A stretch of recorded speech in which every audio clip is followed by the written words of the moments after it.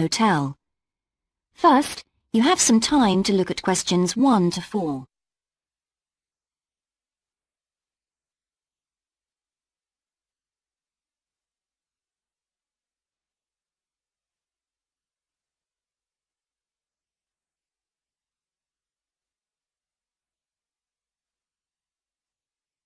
You will see that there is an example that has been done for you.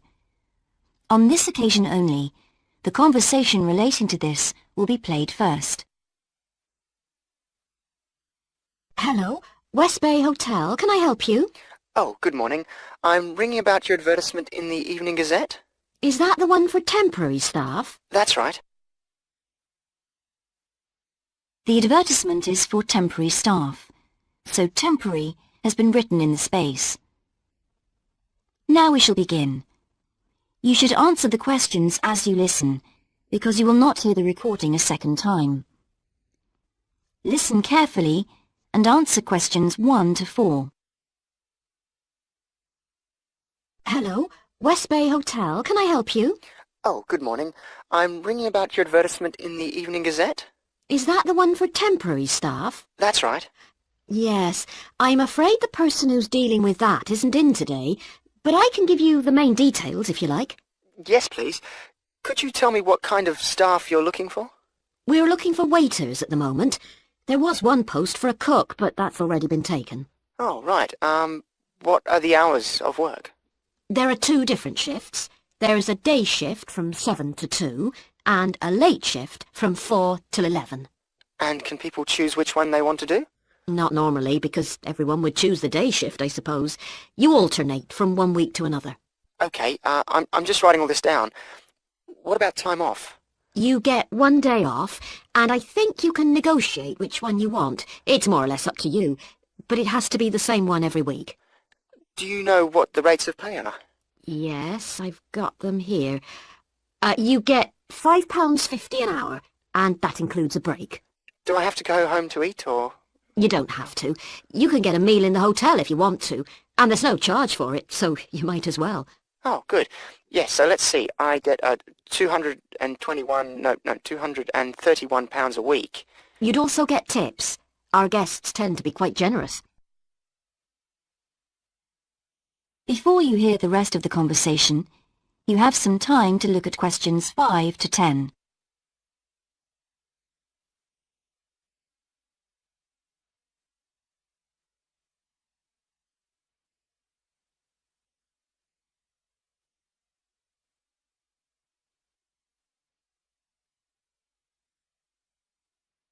Now listen, and answer questions 5 to 10. Is there a uniform? What about clothes? Yes, I forgot to mention that. You need to wear a white shirt, just a plain one, and dark trousers. You know, not green or anything like that. And we don't supply those. That's okay, I've got trousers. I just have to buy a couple of shirts. What about anything else? Do I need a waistcoat or anything? You have to wear a jacket, but the hotel lends you that. I see. One last thing. I don't know what the starting date is. Just a minute. I think it's sometime around the end of June. Yes, the 28th, in time for the summer. That's great. I'm available from the 10th. Oh, good. Well, if you can call again, you need to speak to the service manager. Her name's Jane Irwin. That's U-R-W-I-N. And she'll probably arrange to meet you. Okay. And when's the best time to ring? Could you call tomorrow? She usually starts checking the rooms at midday, so before then if you can, so she'll have more time to chat. I'll just give you her number because she's got a direct line. Thanks. It's 832-009. 823-009. No, 832. Oh, okay. Yes, I'll do that. And by the way, she will ask you for a reference, so you might like to be thinking about that. You know, just someone who knows you and can vouch for you. Yes, no problem. Well, thanks very much for your help. You're welcome. Bye. Bye. That is the end of section 1. You now have half a minute to check your answers.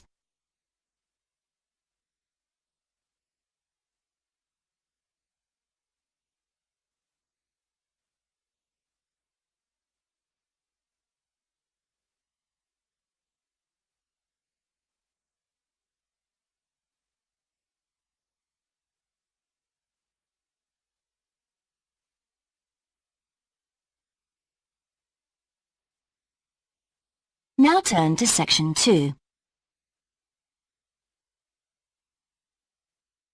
Section 2. You will hear a man being interviewed on local radio about a plan to improve a suburb called Red Hill. First, you have some time to look at questions 11 to 13.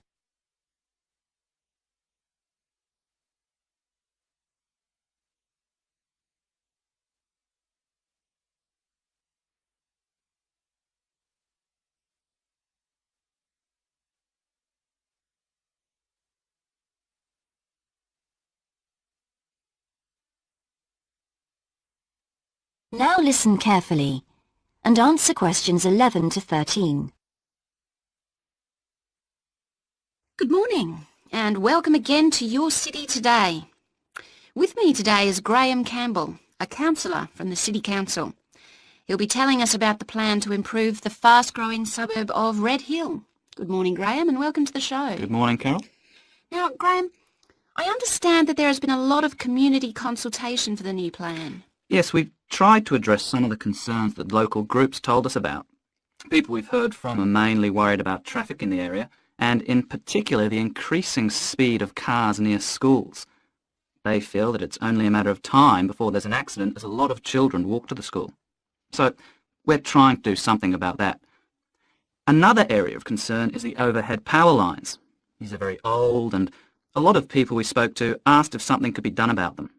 Well, I'm happy to report that the power company have agreed to move the power lines underground at a cost of $800,000.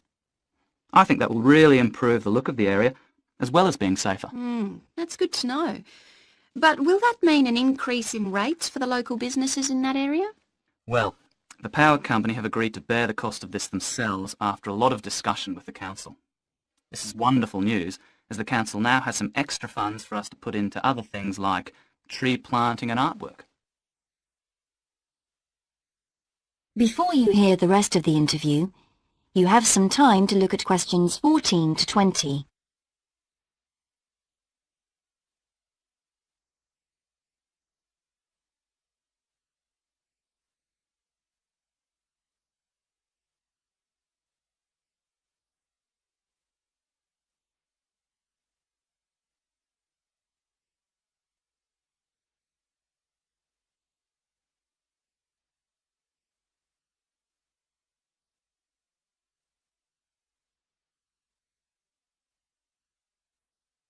Now listen and answer questions 14 to 20.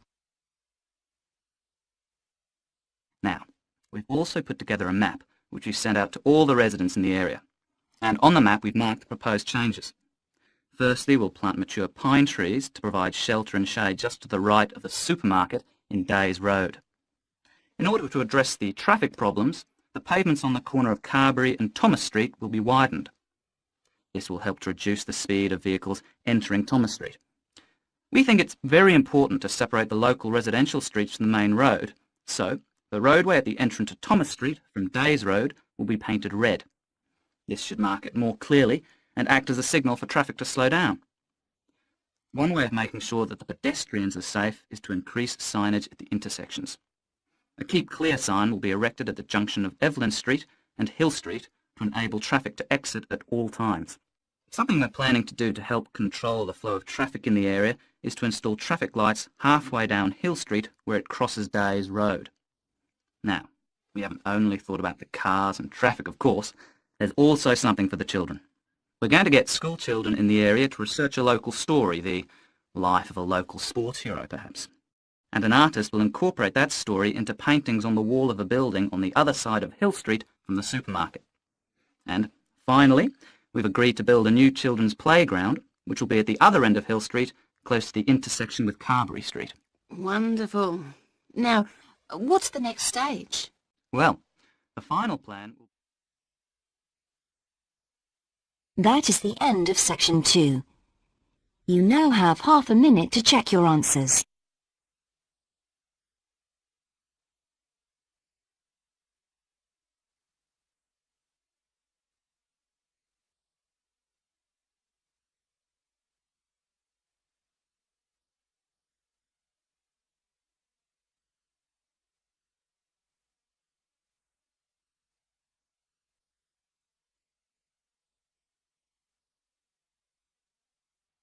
Now turn to Section 3. Section 3. You will hear two students called Dan and Jeannie discussing their studies at university. First, you have some time to look at questions 21 to 26.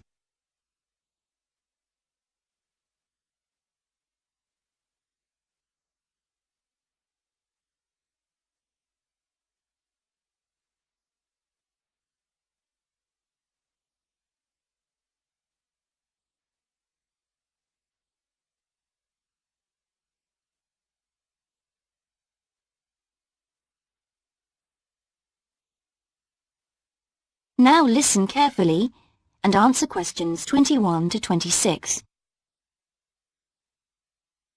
Hi Jeannie, how's it going? Oh, hello, Dan. Pretty well, thanks. Have you managed to get the money for the course yet? Yes, that's all sorted out now, thanks. It took long enough though. It was practically a year ago that I applied to my local council for a grant, and it took them 6 months to turn me down. That's really slow. And I thought I was eligible for government funding, but it seems I was mistaken. So then I asked the boss of the company I used to work for if they would sponsor me, and much to my surprise, he said they'd make a contribution.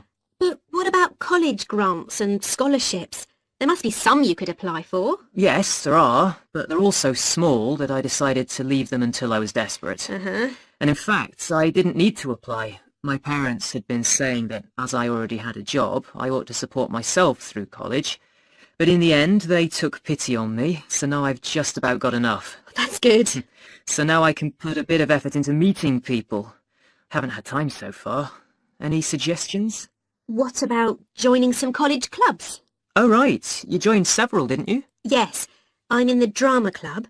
It's our first performance next week, so we're rehearsing frantically, and I've got behind with my work.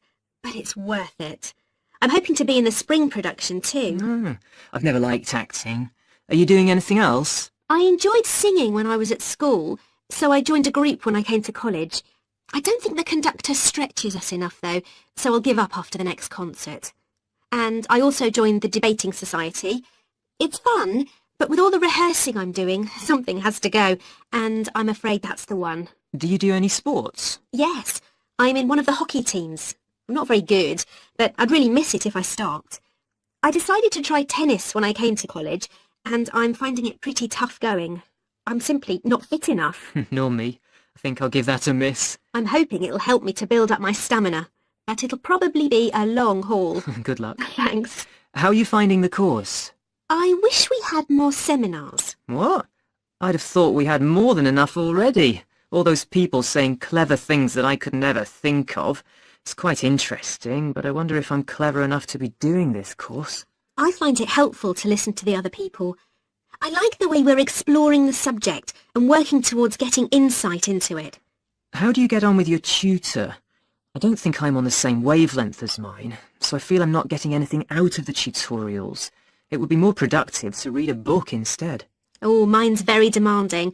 She gives me lots of feedback and advice, so I've got much better at writing essays. And she's helping me plan my revision for the end-of-year exams. Do tell me, I always struggle with revision. Before you hear the rest of the discussion, you have some time to look at questions 27 to 30.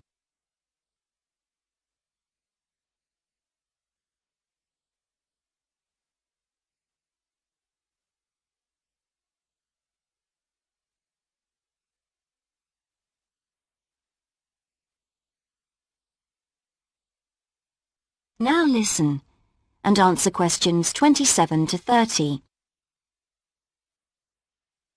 Well, the first thing is to find out exactly what's required in the exams. Would it help to get hold of some past papers? Yes, they'll help to make it clear. Right, I'll do that. Then what? Then you can sort out your revision priorities, based on what's most likely to come up.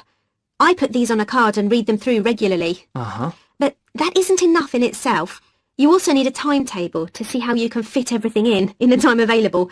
Then keep it in front of you while you're studying. I've done that before, but it hasn't helped me. Maybe you need to do something different every day. So if you break down your revision into small tasks and allocate them to specific days, there's more incentive to tackle them. With big topics, you're more likely to put off starting. Good idea. And as I revise each topic, I write a single paragraph about it. Then later I can read it through quickly, and it helps fix things in my mind. Oh, that's brilliant. I also write answers to questions for the exam practice. It's hard to make myself do it, though. Well, I'll try. Thanks a lot, Jeannie. That's a great help. No problem. See you around. Bye. That is the end of section 3. You now have half a minute to check your answers.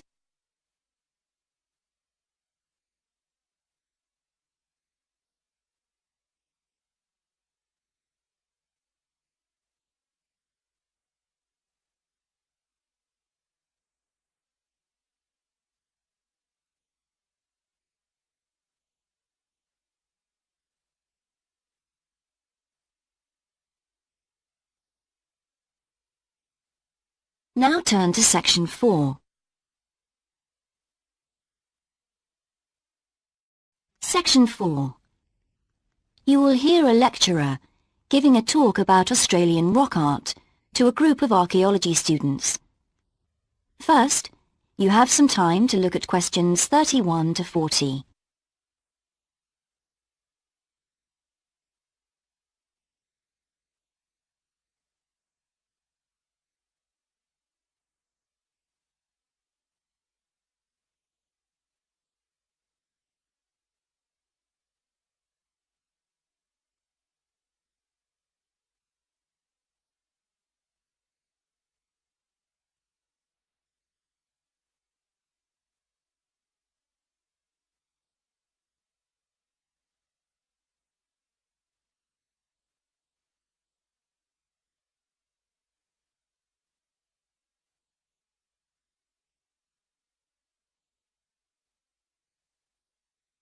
Now listen carefully and answer questions 31 to 40. Good morning, everyone. I've been invited to talk about my research project into Australian Aboriginal rock paintings. The Australian Aborigines have recorded both real and symbolic images of their time on rock walls for many thousands of years. Throughout the long history of this tradition, new images have appeared and new painting styles have developed. And these characteristics can be used to categorise the different artistic styles. Among these are what we call the dynamic, yam, and modern styles of painting. One of the most significant characteristics of the different styles is the way that humans are depicted in the paintings.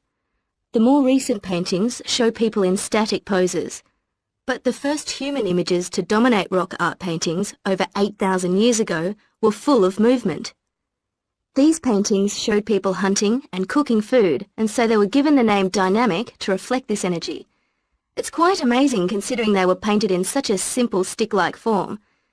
In the yam period, there was a movement away from stick figures to a more naturalistic shape. However, they didn't go as far as the modern style, which is known as X-ray because it actually makes a feature of the internal skeleton as well as the organs of animals and humans. The yam style of painting got its name from the fact that it featured much curvier figures that actually resemble the vegetable called the yam, which is similar to a sweet potato. The modern paintings are interesting because they include paintings at the time of the first contact with European settlers. Aborigines managed to convey the idea of the settlers' clothing by simply painting the Europeans without any hands, indicating the habit of standing with their hands in their pockets. Size is another characteristic. The more recent images tend to be life-size or even larger, but the dynamic figures are painted in miniature. Aboriginal rock art also records the environmental changes that occurred over thousands of years. For example, we know from the dynamic paintings that over 8,000 years ago, Aborigines would have rarely eaten fish, and sea levels were much lower at this time. In fact, fish didn't start to appear in paintings until the Yam period, along with shells and other marine images. The paintings of the Yam tradition also suggest that, during this time, the Aborigines moved away from animals as their main food source and began including vegetables in their diet, as these feature prominently. Freshwater creatures didn't appear in the paintings until the modern period from 4,000 years ago. So these paintings have already taught us a lot. But one image that has always intrigued us is known as the rainbow serpent. The rainbow serpent, which is the focus of my most recent project, gets its name from its snake or serpent-like body, and it first appeared in the Yam period 4 to 6,000 years ago. Many believe it is a curious mixture of kangaroo, snake and crocodile. But we decided to study the rainbow serpent paintings to see if we could locate the animal that the very first painters based their image on. The Yam period coincided with the end of the last ice age. This brought about tremendous change in the environment, with the sea levels rising and creeping steadily inland. This flooded many familiar land features and also caused a great deal of disruption to traditional patterns of life, hunting in particular. New shores were formed and totally different creatures would have washed up onto the shores. We studied 107 paintings of the rainbow serpent and found that the one creature that matches it most closely was the ribboned pipefish, which is a type of seahorse. This sea creature would have been a totally unfamiliar sight in the inland regions where the image is found, and it may have been the inspiration behind the early paintings. So, at the end of the Ice Age, there would have been enormous changes in animal and plant life. It's not surprising, then, that the Aborigines linked this abundance to the new creatures they witnessed. Even today, Aborigines see the rainbow serpent as a symbol of creation, which is understandable given the increase in vegetation and the new life forms that featured when the image first appeared. That is the end of section 4. You now have half a minute to check your answers.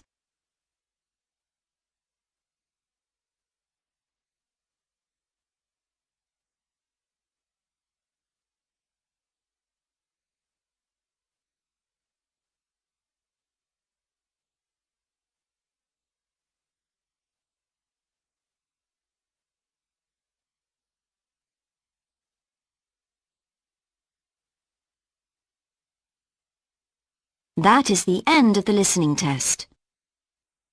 In the IELTS test, you would now have 10 minutes to transfer your answers to the answer sheet.